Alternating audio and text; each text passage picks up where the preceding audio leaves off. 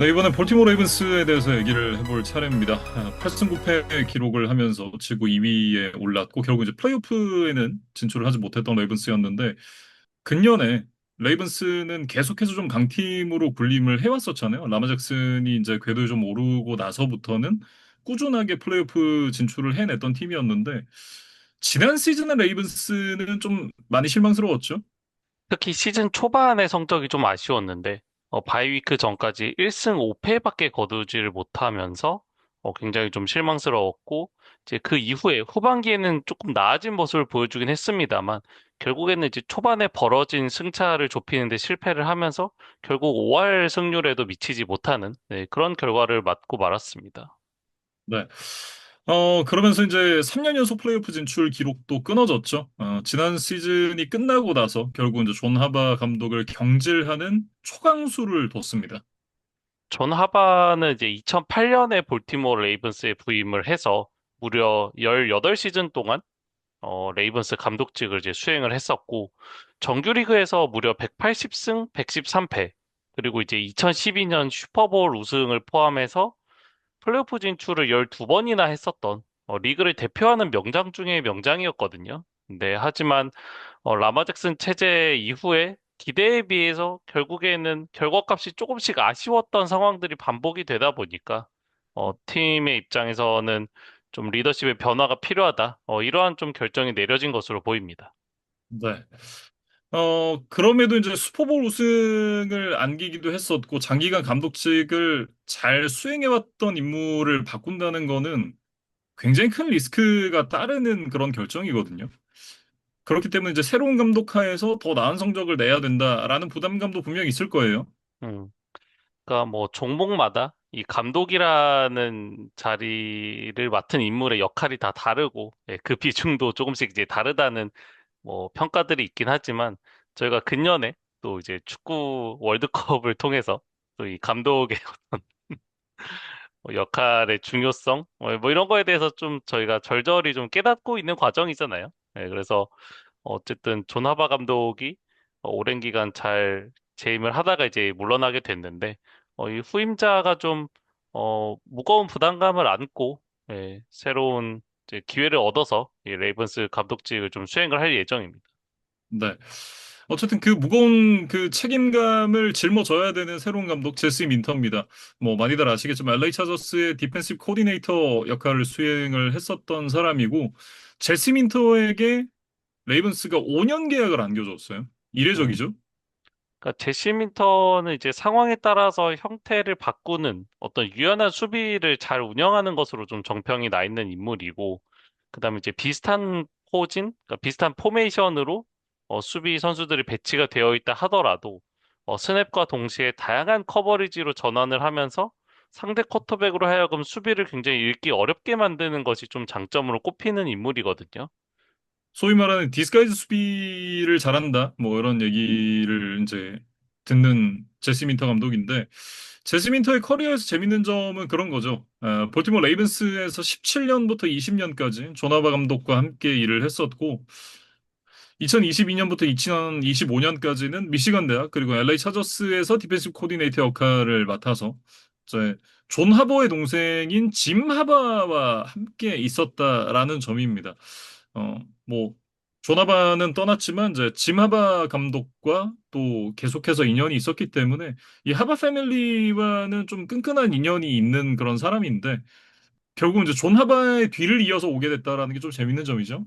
그래서 이제 제시 민터 개인의 입장에서는 프로와 대학 무대를 합쳐서 이제 첫 번째 감독직을 이제 수행하게 되는 거거든요. 그래서 이 민터가 디펜시브 코디네이터로서의 어떤 유능함에 대해서는 이제 충분히 입증이 된 인물이라면 과연 감독으로도 그러한 능력치를 잘 보여줄 수 있는지 이런 거에 대한 좀 검증을 받는 시험대에 오르는 시즌이 될 것으로 보여요.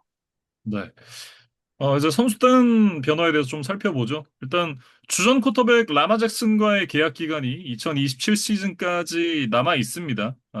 그리고 이제 백업 타일러 헌틀리 역시도 올 시즌에 레이븐스와 함께 할 예정이고 라마 잭슨이 이제 자발적 훈련 기간에 참여를 잘 안 했어요, 그동안. 근데 이제 이번 오프 시즌에는 이제 전격적으로 또 참여를 결정을 하면서 새로운 감독 하에서 바뀌는 어떤 스킴에 대해서 조금 더 빠르게 적응을 하겠다라는 그런 움직임을 가져갔습니다. 음. 그리고 이제 이러한 것들이 이 새로운 감독인 제시 민터의 어떤 리더십에 또 힘을 실어주는 움직임이다. 이렇게도 보여지는 것 같고, 음, 지금까지 이제 현지 언론을 통해서 나오는 이야기들을 좀 종합을 해보면, 라마 잭슨의 이제 러싱 공격 횟수를 조금 줄일 것으로 예상이 돼요. 네, 그러면서 이제 부상 위험도 좀 줄이겠다. 이런 좀 보관인 것으로 보이고, 그 대신에 이제 프리스냅 모션이라던가, 뭐 RPO, 플레이 액션, 이제 이런 좀 상대 수비에게 혼란을 줄 수 있는 플레이의 비중을 좀 높이면서 라마 잭슨이 조금 더 편안한 환경에서 뭐 러싱 혹은 패싱을 할 수 있는 네, 그러한 좀 환경을 만드는데 좀 집중을 하는 것으로 보입니다. 네. 뭐 커리어 초창기에 비해서 이제 러싱 공격의 파괴력은 조금 줄긴 했죠. 뭐 여전히 위협적인 무기긴 합니다만 그때 당시에 압도적인 느낌에서는 조금 이제 내려온 느낌이 있다라는 생각이 들고 반면에 이제 패스는 없다라는 평가가 이제 커리어 초반에는 대다수였는데 이제는 패싱 능력까지도 성장을 했거든요. 그렇기 때문에 새로운 시스템 하에서 빠르게 적응을 한다면 또 뭐 장기적으로는 한 단계 더 성장할 수도 있지 않을까라는 그런 기대도 해봅니다. 그리고 이제 러닝백은 이 주전 데릭 헨리와의 계약 기간이 라마 잭슨과 마찬가지로 27시즌까지 남아 있어요. 예, 하지만 이 지난 시즌 백업 역할을 잘 해줬었던 이 키튼 미첼이 LA 차저스와 FA 계약을 맺으면서 떠난 것이 조금 아쉬운 소식입니다. 네. 뭐 떠난 자리를 채우기 위한 외부 영입이라든가 뭐 드래프트에서의 선수 지명 이런 것들이 없었기 때문에 저스티스 힐 선수가 데릭 헨리의 뒤를 바치겠죠.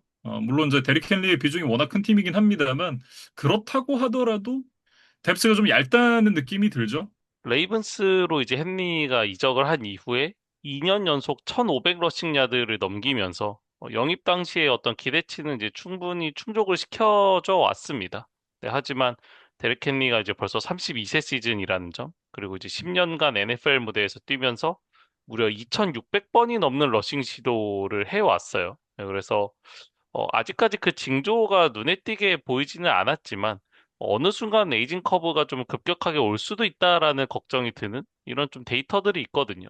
네, 그렇기 음, 때문에 앞서 이야기했던 이제 넘버 투 러닝백 보강이 없었던 부분이 잠재적으로는 좀 불안 요소로 작용을 하지 않을까라는 생각이 듭니다. 네. 와이드 리시버 쪽으로 좀 넘어가 보면 라마 잭슨이 이제 레이븐스에 합류를 한 이후에 와이드 리시버 그룹 계속해서 레이븐스의 약점이었죠. 뭐 데릭 헨리를 도와줄 만한 선수가 많지 않았던 와이드 리시버 그룹이었는데 2023년에 1라운드에서 지명했었던 제이 플라워스가 2년 연속 1000 리시빙 야드를 넘기면서 이제 확실한 넘버원으로 성장을 해줬습니다. 물론 이제 그 부분은 좀 반가운 일이겠지만 넘버원 리시버 뒤에 넘버 투, 넘버 쓰리가 좀 약하다라는 느낌이 좀 많이 들죠. 뭐 음, 지금 데프트에 올라와 있는 뭐 라샤드 베이트먼이라든지 디본테즈 워커 뭐 이런 선수들이 있긴 합니다만 글쎄요. 다른 팀 특히 이제 와이드 리시버 그룹이 좋은 팀과 비교를 해서 봤을 때는 팬들의 눈높이를 맞추기는 조금 어렵다라는 생각이 들긴 합니다. 결국 러닝백과 좀 비슷한 상황이에요. 그러니까 넘버원 선수는 좀 확실한 믿을 만한 자원이라면 그 뒤를 바치는 선수들의 역량이 조금 부족해 보이는 상황입니다. 음. 그래서 이번 드래프트 3라운드 전체 80번 픽으로 USC 대학 출신의 자코비 레인이라는 리시버를 뽑았는데 레인은 이제 이번 컴바인에 참여를 했었던 이제 모든 리시버 중에 가장 손 크기가 크고 또 윙스팬은 이제 두 번째로 긴 그러니까 좀 타고난 좀 피지컬의 강점이 있는 자원이다. 이렇게 좀 보시면 되겠습니다. 다만 이제 이슈가 있죠. 이제 드랍 이슈가 있는데 이 부분을 좀 개선을 해야 된다. NFL 프로 무대에서 이제 적응을 하려면 이 부분은 반드시 좀 개선이 돼야 되는 부분이다라는 생각이 들고, 뭐 어쨌든 이 선수가 갖고 있는 신체 조건이 워낙 좋기 때문에 기존의 터치다운을 대학 무대에서도 좀 많이 만들어냈던 선수였거든요. 레드존에서의 활용도가 좀 높지 않을까라는 생각이 들고, 레인이 좀 NFL 무대에 빠르게 적응을 해서 본인의 존재감을 보여줄 수 있다라고 한다면 제이 플라우스 역시도 상대의 집중 견제가 좀 덜해지니까 더 나은 퍼포먼스를 보여주지 않을까라는 생각이 들긴 합니다. 음. 그리고 이제 4라운드 전체 115번 픽으로도 인디애나 대학 출신의 리시버 일라이자 사라트라는 선수를 또 뽑았어요. 그래서 이 음. 선수도 사실 앞서 이야기했던 이 자코비 레인처럼 빅바디 리시버의 이 레드존, 그다음에 이제 컨테스티드 캐치 상황이 좀 강점이 있는 그런 자원으로 좀 분류가 되고 있습니다. 그래서 어떻게 보면 비슷한 유형의 선수를 이제 두 명을 뽑았다 이렇게 좀 봐야 될 것 같은데 어쨌든 좀 자체적인 경쟁을 통해서 함께 좀 성장해 나가기를 한번 기대를 해보겠습니다. 그리고 이제 타이탄드 쪽에는 아이자 라이클리 선수가 뉴욕 자이언츠로 이적을 했습니다. 그러면서 생겼던 공백을 더럼 스마이스와 1년 300만 달러 계약을 맺으면서 채웠는데, 뭐, 리시빙 야드의 기록은 인상적이는 않습니다만, 뭐, 블로커로서의 역할에는 또 강점이 있다라는 평가를 받고 있는 선수거든요. 마크 안드루스와 상황에 따라 좀 스냅을 나눠받으면서 좀 굳은 일을 담당하게 될 것으로 이렇게 보이고, 오라인 쪽으로 좀 넘어가면, 오라인에 큰 변화가 있습니다. 양쪽 태클 제외하고 인테리어 세 자리가 모두 바뀌었어요. 일단 한 포지션씩 좀 살펴보면 레프트 가드에는 사실 지난 시즌에는 신인 앤드류 보르이스가 이제 풀타임으로 주전 역할을 맡아서 이제 한 시즌을 치렀었는데 결국 기대치에 충족하는 퍼포먼스가 나왔다는 평가는 아니었어요. 예, 그러다 보니까 좀 보강에 대한 필요성이 제기가 됐고 결국 2023년까지 레이븐스에서 뛰었던 이 존 심슨을 3년 3천만 달러 FA 계약으로 이제 레이븐스로 리턴을 시키는 데 성공을 했습니다. 그리고 이제 라이트 가드 자리는 드래프트 1라운드 픽을 써서 채웠습니다. 전체 14번으로 펜스테이트 대학 출신의 베가 요하네라는 선수를 지명을 했는데 원래 이 선수의 이름이 이제 올라이바 베가 요하네인데 이 이름이 어렵잖아요. 근데 그러다 보니까 현지 중계진들이 베가 요하네로 줄여서 부르는 경우가 많았다 그래요. 음. 이번 오프시즌 이 레이븐스의 최우선 과제가 역시 이제 라마 잭슨을 보호하기 위한 그런 이제 오펜시브 라인 보강이었는데 지난 시즌 이제 지표로 보더라도 이 쿼터백이 프레셔를 허용하는 비율이 좀 너무 높았었거든요. 네, 근데 그 대부분이 좀 인테리어 쪽에 좀 문제가 있었다라는 진단이 있었고, 네, 그래서 좀 올해 많은 변화를 좀 가져갔습니다. 그래서 자신들의 이제 드래프트 1라운드 픽도 이 인테리어 오펜시브 라인을 보강을 하는데 사용을 했는데, 이 베가 요하네 같은 경우는 이제 러싱 공격 상황에서 공간을 만들어내는데 굉장히 강점이 있고, 대학 시절 이제 1100번이 넘는 패싱 블락 상황에서도 단 두 개의 색만 허용을 했을 정도로 이 패싱 공격 상황에서도 어느 정도의 안정감을 가져갈 수 있는 자원이다. 이런 평가가 있어요. 네. 특히 이제 대학 무대에서 경험을 쌓는 동안에 지표들이 점점 우상향했다라는 것도 굉장히 크게 긍정적인 요소였다고 해요. 이게 메이저리그에 이정우 선수가 가게 됐을 때도 메이저리그 스카우트들이 뭐 그런 얘기 했다 그러더라고요. 이정우 선수의 장점이 리그에서 데뷔한 이후에 계속해서 우상향하는 지표들이었다. 이 선수가 계속해서 성장하는 모습을 보여줬기 때문에 뭐 메이저리그에서도 첫 시즌에 당장 성공하지 않는다고 하더라도 메이저리그에서도 계속해서 적응을 해 나가면서 우상향할 것이라고 기대를 한다라는 그런 이제 얘기를 들었었거든요. 실제로 이제 최근에 또 좋은 모습을 보여주고 있기도 하죠. 그런 부분들이 이제 스카우트들에게는 또 플러스 요소가 되는 그런 부분이라고 또 얘기를 하더라고요. 어쨌든 뭐 그런 부분들을 좀 높게 평가를 받아서 레이븐스에 합류를 하게 됐고 센터 포지션 같은 경우에는 3년 연속 프로볼에 선정이 됐었던 타일러 린더바움이 레이더스로 이적을 했습니다. 그러면서 이제 전력 약화가 조금 불가피해졌는데 린더바움 선수의 퍼포먼스가 좋긴 했습니다만 저 옵션 가격이 조금 이제 레이븐스 입장에선 부담이 됐던 모양이에요. 그래서 결국 이제 5년차 옵션을 실행하지 않았고 결국 이제 린더바움 선수가 1라운드 출신이긴 합니다만 지난 시즌을 끝으로 이제 FA가 됐고 결국 이제 팀을 떠나게 됐습니다. 음.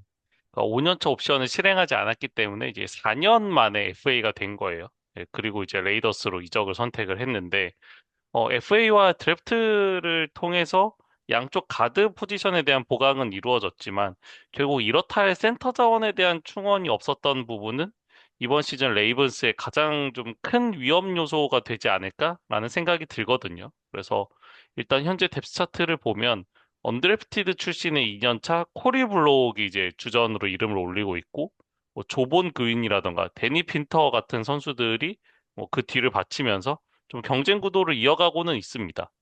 그래서 어떤 선수가 개막전에 주전을 나서게 될지, 혹은 이제 그 이후에 또 변화가 있을지는 모르겠습니다만, 현재 기준으로는 이 세 명의 선수 누구 하나 좀 확실히 신뢰감을 주는 이름들은 아니거든요. 예, 분명히 좀 잠재적인 고민거리가 되지 않을까 싶습니다. 수비 쪽에서는 이제 드레몬드 존스나 알로이 길먼 같은 주전 선수들이 빠져나갔습니다. 뭐 그 공백이 아쉽긴 합니다만, 뭐 수비의 뿌리를 흔드는 그런 이탈이냐? 사실 그건 아니긴 하거든요. 네. 뭐 그런 부분을 이제 레이븐스가 채우기 위해서 확실한 엣지 러셔에 투자를 했습니다. 이 첫 번째 타겟은 이제 맥스 크로스비였죠. 레이븐스가 크로스비를 영입을 하는 대가로 1라운드 픽 두 장을 제시를 하면서 실제로 이제 양 팀 모두 조건에 대해서는 동의를 했어요. 근데 신체 검사를 했는데 크로스비의 무릎 상태에 이제 의료진이 조금 이제 우려를 제기를 하면서 결국 트레이드가 무산이 됐고, 그 대신 이제 그 저희가 앞서 벵갈스 얘기를 할 때 말씀드렸던 트레이 핸드릭슨 선수를 FA 시장에서 4년 1억 2,200만 달러를 주고 영입을 하는 것으로 방향을 선회를 했습니다. 흘러나오는 루머로는 레이븐스가 이제 뒤늦게 좀 1라운드 픽이 너무 많이 투자된다라는 뭐 그런 생각의 변화와 함께 뭐 의료진 핑계를 대서 이제 철회를 한 거다라는 뭐 그런 이제 의혹들도 좀 제기가 되던데, 일단 레이븐스는 뭐 공식적으로 부인을 했고, 맥스 크로스비의 어떤 무릎 상태가 뭐 당장 못 뛰는 건 아니지만 이것이 중장기적으로 봤을 때 좀 선수 커리어에 위협이 될 만한 요소들을 보인다라는 소견이 있었다고 해요. 예, 그래서 음, 레이븐스는 어쨌든 이 크로스비를 뭐 트레이드를 했다면 뭐 중장기적으로 이 선수와 이제 함께하는 플랜이었을 거기 때문에 이런 부분에 좀 리스크가 있다고 느껴져서 결국에는 이제 거래를 철회를 했던 것으로 보이고, 이 핸드릭슨 같은 경우는 사실 2020년부터 2024년까지 이 5시즌 동안 무려 70.5개의 색을 기록을 했던 크로스비만큼의 또 지배력을 보여줬던 아주 뛰어난 엣지 러시어기는 했었거든요.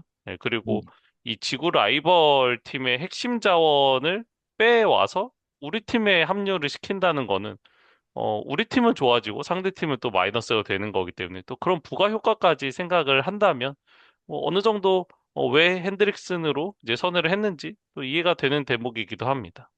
네. 다만 이제 핸드릭슨 선수의 나이가 이제 32살이기 때문에 이 나이를 감안을 하면 분명 리스크도 있는 영입이다라고 얘기를 해야 될 것 같고, 뭐 전반적으로 봤을 때는 그 존 하바의 시대가 이제 끝이 났잖아요. 존 하바의 시대가 끝이 나고, 그리고 이제 제시 민터 체제에서 새롭게 새 판을 짜게 되는데, 글쎄요. 존 하바의 그림자를 얼마나 빨리 지워내느냐가 중요하겠죠. 음. 공격에서는 역시 센터 포지션에서의 좀 약점이 두드러지는데, 만약에 그 부분만 잘 해결할 수 있다면, 지난 시즌보다는 뭐 좀 더 나은 퍼포먼스를 기대를 할 수 있을 것 같고, 수비진 같은 경우는 역시 이제 트레이 핸드릭슨이 지난 시즌에 이제 부상으로 7경기밖에 소화를 못했었거든요. 네, 그리고 마찬가지로 또 장기 부상으로 이제 많은 경기를 치르지 못했던 이 마두비케, 이 두 선수의 어떤 시너지, 그다음에 부상에서 얼마나 폼을 빠르게 회복할 수 있는지, 이런 것들이 좀 중요해 보입니다. 네. 뭐 지구 우승 경쟁은 충분히 가능한 전력이다라는 생각이 드는데, 뭐 슈퍼볼 우승을 할 전력이냐? 이거는 사실 잘 모르겠긴 하거든요. 음. 그러니까 뭐 모든 팀들이 그렇지만 레이븐스도 좀 여러 가지의 미지수, 이프 이런 것들 좀 잘 터져줘야만 우승권에 좀 근접할 수 있지 않을까. 근데 하지만 우승권까지는 아니더라도 지구 우승 경쟁은 충분히 상수로 좀 도전할 수 있는 팀이다. 네, 저도 이렇게 생각이 됩니다.